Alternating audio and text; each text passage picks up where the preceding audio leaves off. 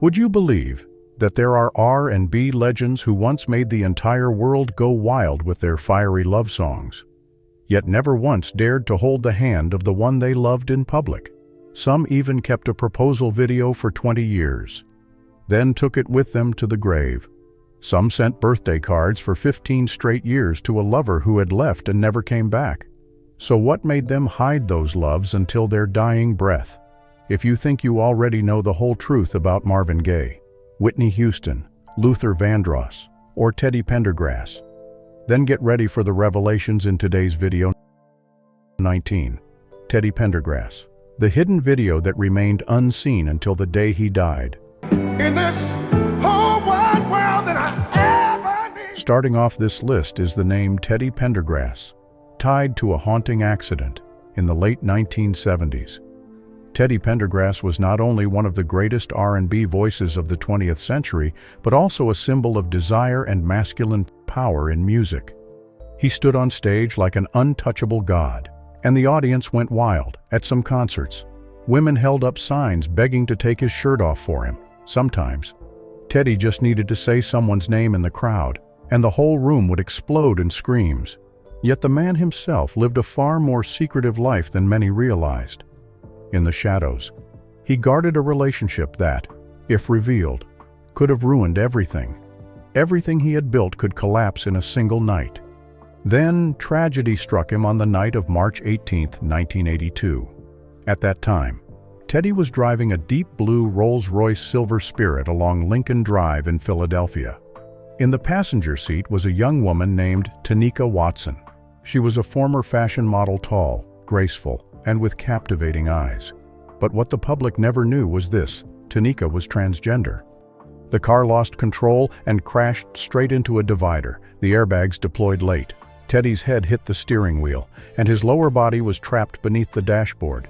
Tanika sustained only minor injuries.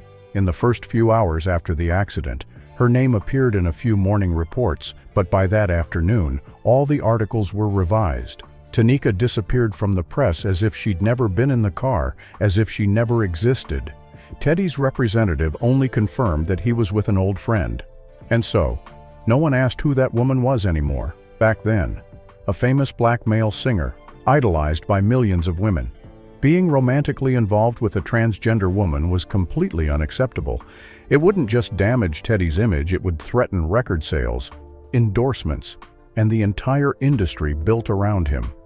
After the 1982 accident, Teddy's world completely changed. He no longer stood on stage in shimmering suits, no longer raised his hand to a roaring crowd. But what hurt him even more was the feeling of being abandoned. Old friends began to avoid him. People in the industry gradually cut ties, and even his family grew weary after months of endless treatment with no clear way forward. And in that moment, it was Tanika, the one who had been erased from the public eye, who stayed by his side. Every morning, she came early to help him practice speaking, regulate his breathing, and push his wheelchair around the garden no matter how cold it was. Years later, Teddy Pendergrass passed away on January 13, 2010, due to complications after colon cancer surgery. His funeral looked nothing like the stages he had once ruled. It was hauntingly quiet. No one mentioned Tanika. No one asked about the woman who had silently stayed beside him for nearly the last 2 decades of his life. There was only one stranger, dressed in black, who arrived early, stood quietly by the casket, and placed a single white rose before leaving. A few weeks after his passing, the family discovered an old video on a hard drive. It was just over 2 minutes long, but it left everyone speechless. In the video, Teddy sits in his wheelchair, holding a small ring and staring into the distance as if facing the one he loved. He said what he had never been brave enough to say in public: a confession of love, a proposal meant for Tanika. Teddy Pendergrass kept his proposal a secret until the day he passed away, but he certainly wasn't the only one, because what follows is the story of another diva whose love story was just as heartbreaking. 18. Phyllis Hyman. A forbidden love that had to be buried. There's something music lovers don't like to admit: the ones who sing the saddest love songs are often the ones who never get to live their own. And Phyllis Hyman was the most painful proof of that. At the height of her career, Phyllis was one of the most sought-after black vocalists across America. Her tall, elegant frame, sharp features, melancholic gaze, and rich, haunting voice made her a symbol of regal sorrow. But few knew that behind the glamour, she had fallen into a forbidden relationship. It was a long, tangled affair lasting more than a decade with a legendary musician who already had a wife and children. She met him in 1983 during the recording of a ballad in New York. He played piano for her, and she had no idea that, in that very moment, her life would forever change course. They loved each other in the shadows, with everything kept hidden. They had no photos together, no rumors ever leaked, yet.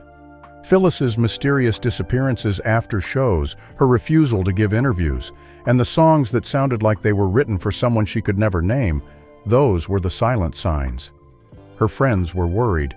They tried to pull her back to reality, but whenever she said, "I'm fine," her eyes would drop and her hands would clench gently, as if trying to hide a truth too painful to speak.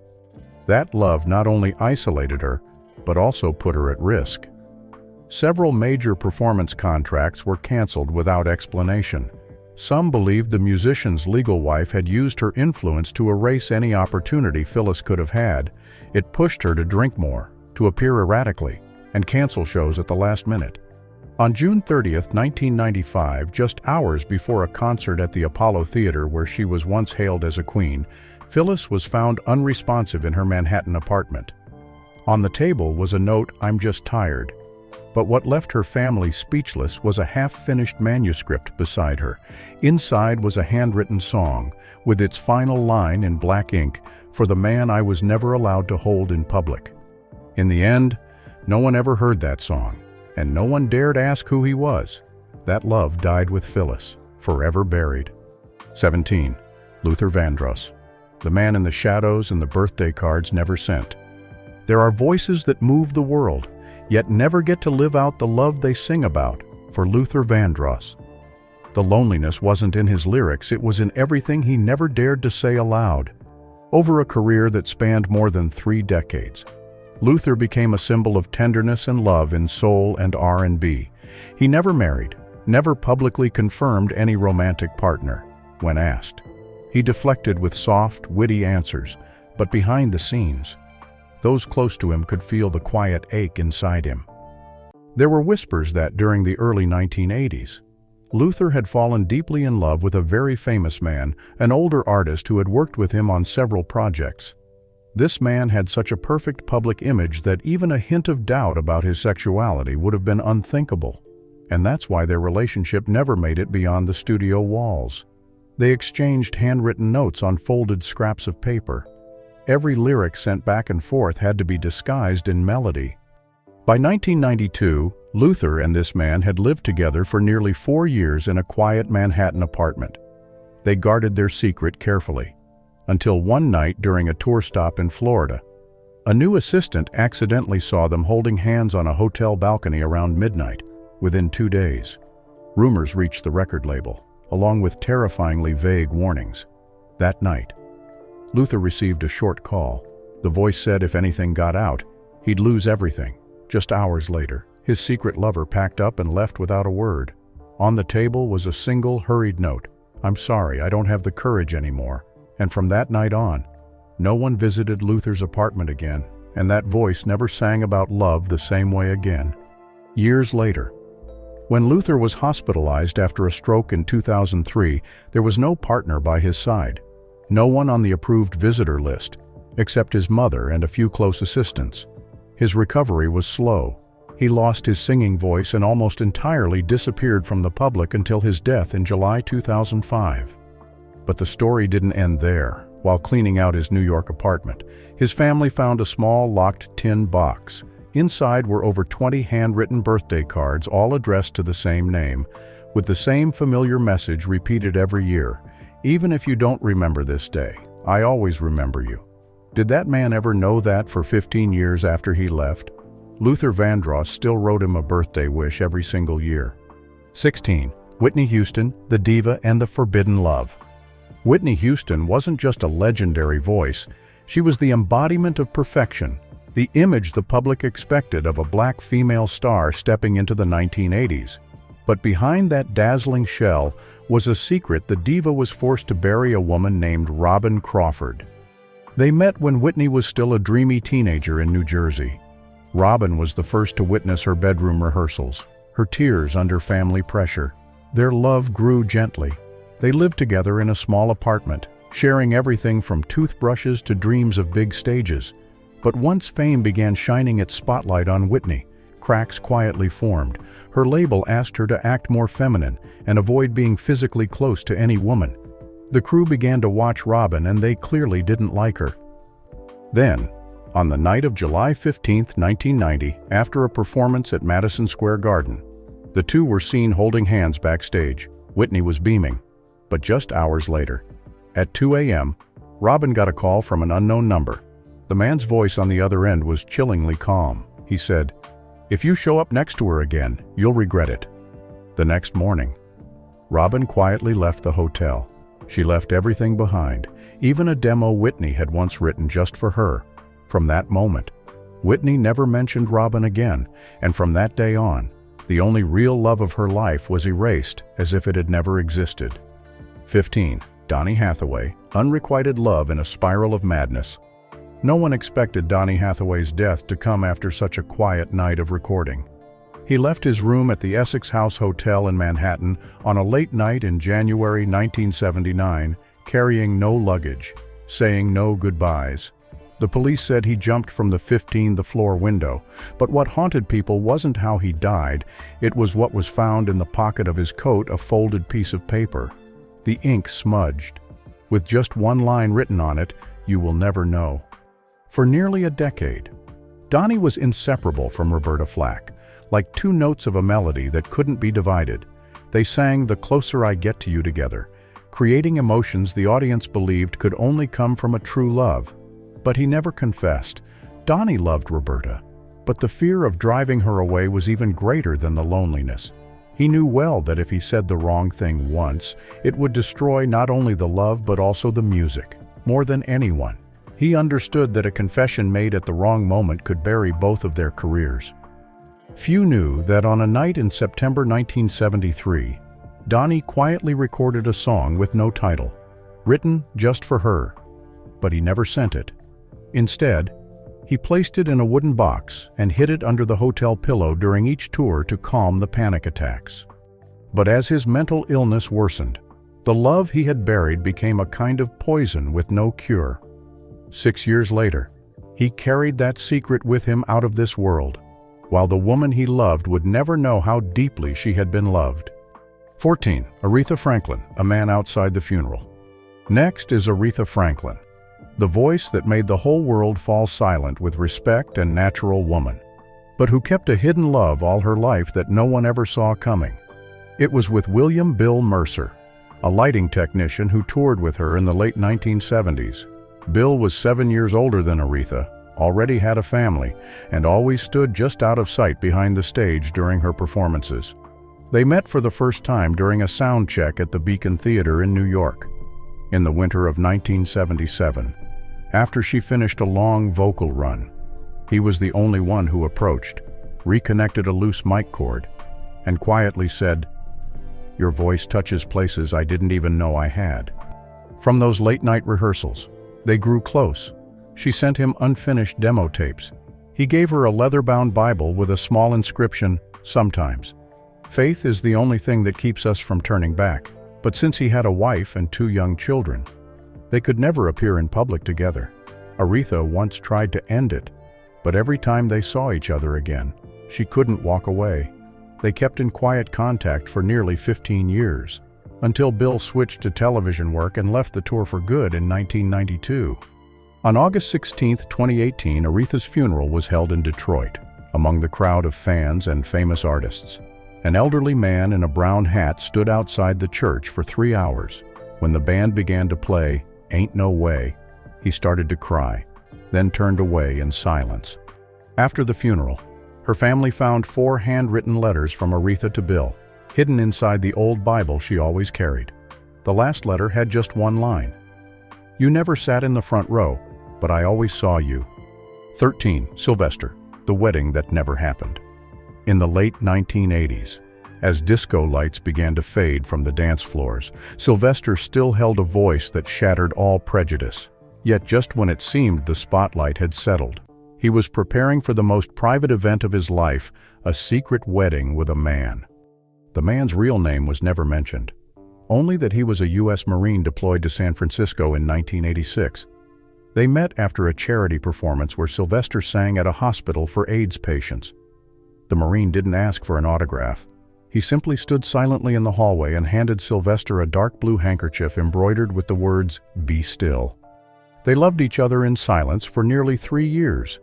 No one but Sylvester's closest friend knew the Marine's identity, because in the U.S. military at the time, homosexuality was forbidden.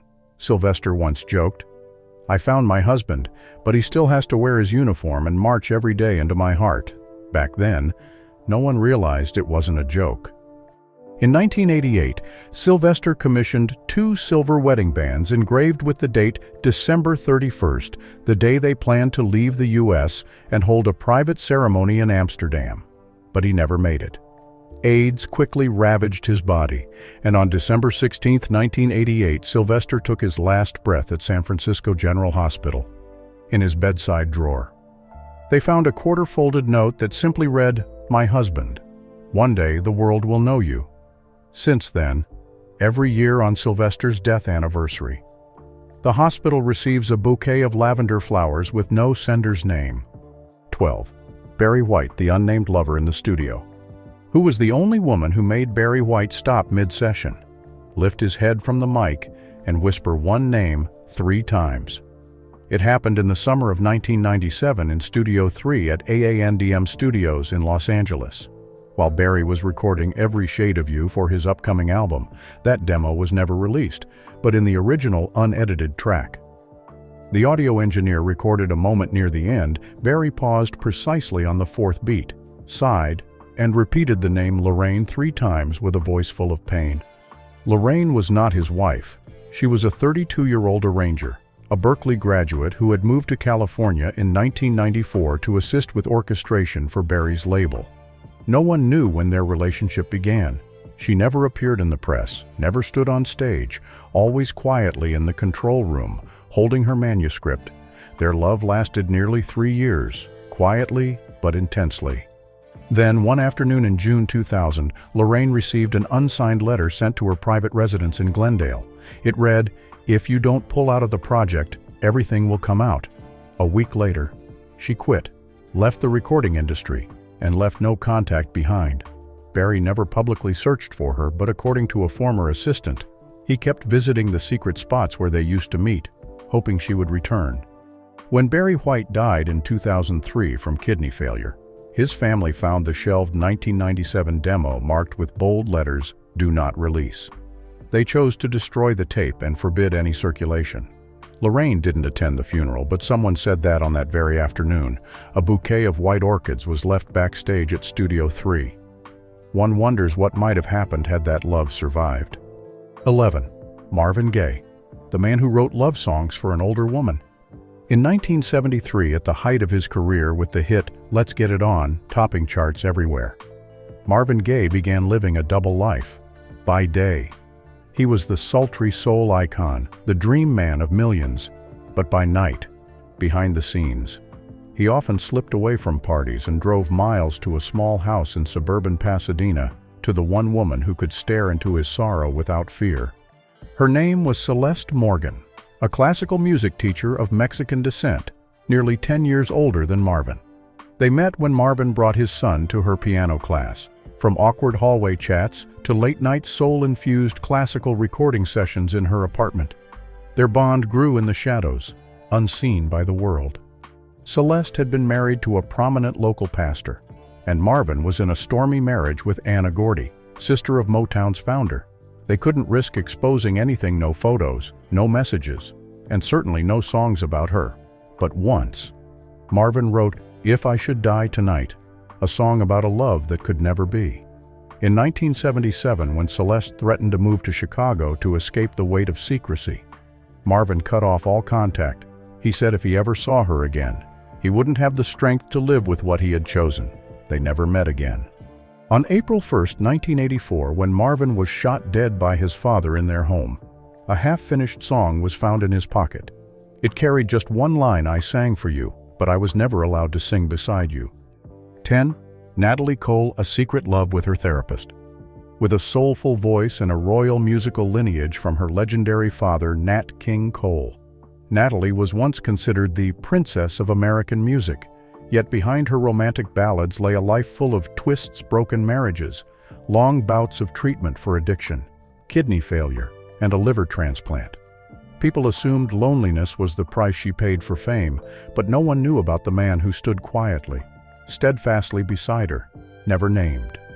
In the early 2000s, while undergoing treatment at a rehabilitation center in Arizona, Natalie met a Cuban-born music therapist, a former jazz musician who had shifted into medical care. They stayed bonded in silence for nearly 7 years.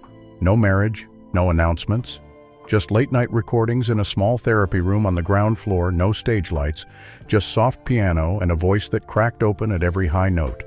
One day in late 2008, Natalie was hospitalized with severe kidney complications. The man arrived hours later, sat by her bed, and held her hand for 6 straight hours. When she passed away in 2015, a photo of them together was found in her private safe. And so, their love story ended in sterile rooms where no one else was watching. 9. Billy Paul, interracial love. Why would someone who sang so passionately about a secret affair with Mrs. Jones never speak of Mr. He? The answer lies in a tape that was never released, and in a fear that haunted him his entire life. In the late 1960s, as his career was rising and Motown was shaping the ideal black male voice, Billy Paul fell into a relationship that defied all norms. It wasn't with a fan, nor a colleague on stage, but with Harold, a white British music producer working behind the scenes. In an era when homosexuality was still deemed a sin, a black artist openly involved with a white man wasn't just a shock, it was career suicide. In 1971, during a late-night recording session, Billy tried singing a different version, same melody. But the lyrics were for Mr. He. Just days later, Harold was inexplicably fired from the label, and Billy got a warning from his own manager if he didn't want to be erased from the soul wave dominating Billboard. That tape could not exist. Billy burned the handwritten lyrics right there in the studio, and from then on, he never sang it again. When Billy Paul passed away in 2016, an old technician revealed, "I heard him record that song once. It was the only time I saw him sing and cry at the same time." 8. Tammy Terrell, the love no one dared name. Throughout the 60s, Tammy Terrell and Marvin Gaye were the duet that captivated America. From "Ain't No Mountain High Enough" to "You're All I Need to Get By." They didn't just sing, they whispered unspoken words of love to each other. They embraced on stage, locked eyes during the final lines, and then let go when the lights went out. No one ever confirmed there was anything beyond music between them, but no one dared believe that was all. In a notebook Marvin carried with him in 1967, people found hurried scribbles. "T smiled today. T said, 'I'm fine.'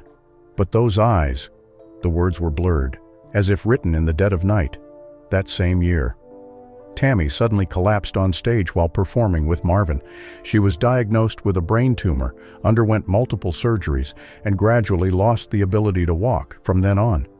Marvin retreated from the spotlight, canceling shows, skipping solo recordings, and quietly sitting by her hospital bed for hours, unnoticed by anyone. Their love, if it existed, was never given a name, never had a chance to fully live.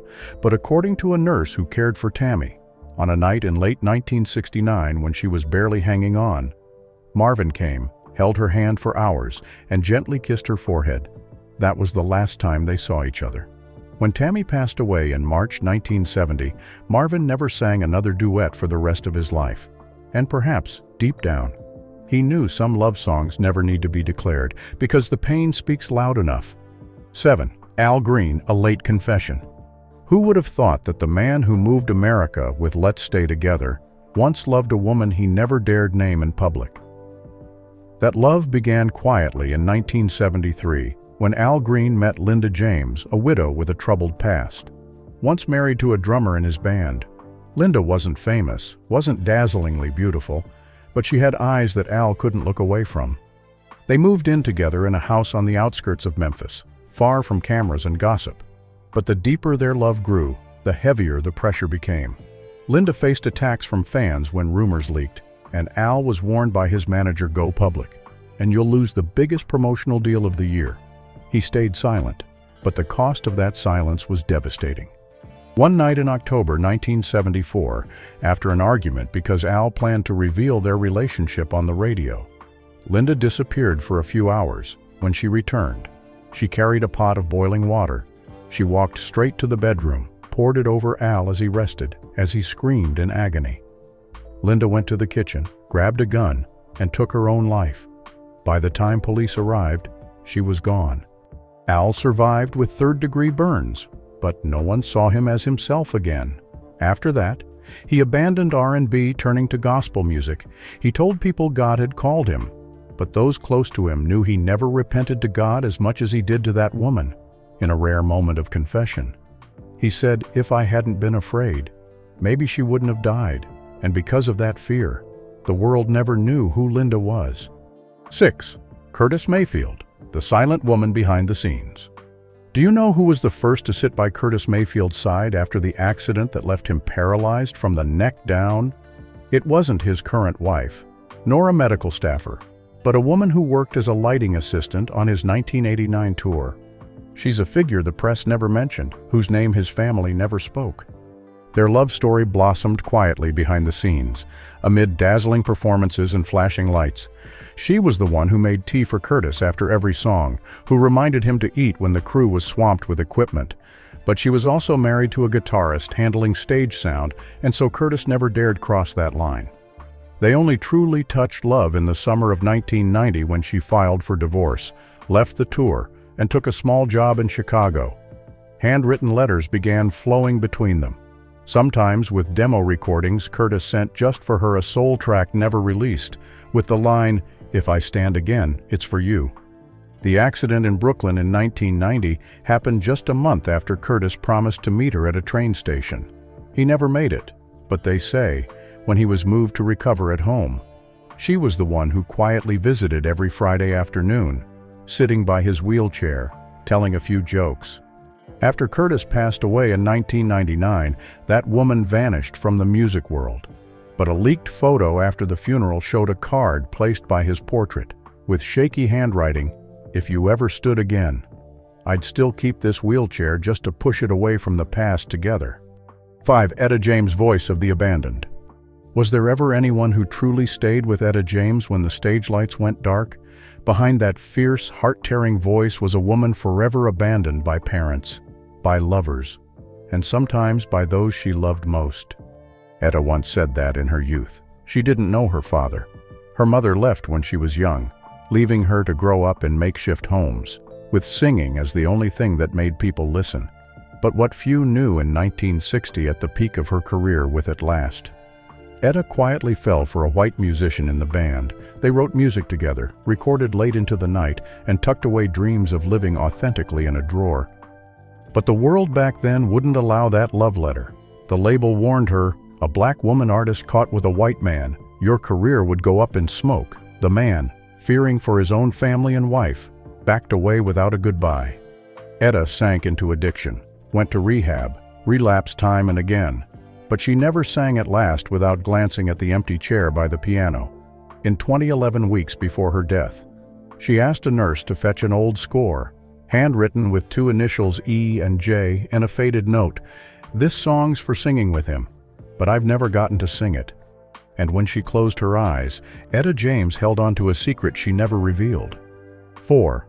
Rick James, the rebel hiding secrets. Who could have guessed that behind the dazzling lights of Super Freak, Rick James secretly loved someone who was never allowed to step onto his stage? Rick was notorious for his wild, rebellious image and fiery shows that defied all norms. But backstage, he was a man often lost in loneliness and unbreakable addictions. In the early 80s, at his peak, Rick fell for a male lighting technician named Michael. He was the one who followed Rick on every tour but never appeared in any backstage photos. They rented a small apartment in the outskirts of Detroit, where Rick could be himself, no cameras, no pressure. No one forcing him to play the bad boy the public demanded. But things began to crack when a reporter caught a photo of Rick and Michael slipping into a hotel through a back door.